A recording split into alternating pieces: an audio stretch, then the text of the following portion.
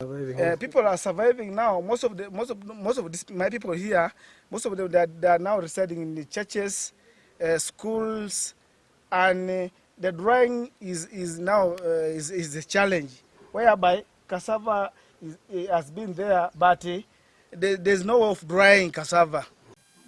My area is affected with the waterlogging and floods. So far, it has destroyed most houses and crops, including the crops mentioned, include cassava, potatoes, green grams, cowpeas, and sorghum, to mention a few. However, the situation is not good. As you are here, you have even seen one house already has collapsed, and more too, and more are in a dangerous situation. So there is an appeal of government to come in to help, because we have a fear in the nearby future that we are going to be faced with hunger, because the existing cassava we have is rotten. That's giving us a fear in future that even we shall have no stems. On the side of health, I have a fear because now the water is logged, the mosquitoes are too much, causing malaria. So we call upon if there was any provision of nets and some drugs.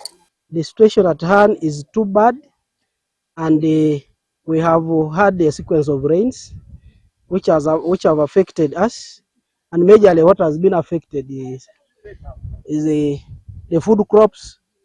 These are potatoes, you can see. These are potatoes that were expected to be eaten, but there's nothing yet. They've all rotted. And then it has affected cassava. It has affected the green gram. In fact, all sorts of crops that people had put in this season. And then it has also affected households. You can see in some areas when you go this side, you see some of them have fallen down. The kitchens, the latrines are affected. Even the feeding areas for animals are seriously affected. So this is most likely, the roads are also affected. So this is most likely to cause us a lot of havoc. Many households escaped death because when the houses fell at night, they never expected.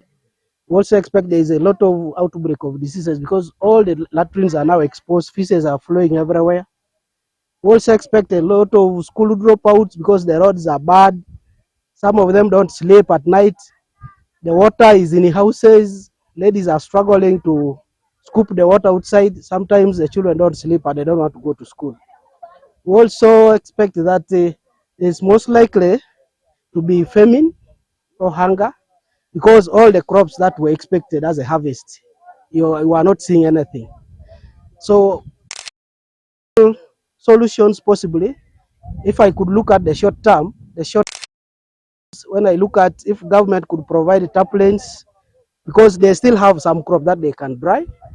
Otherwise, if it stays, they will all get perished.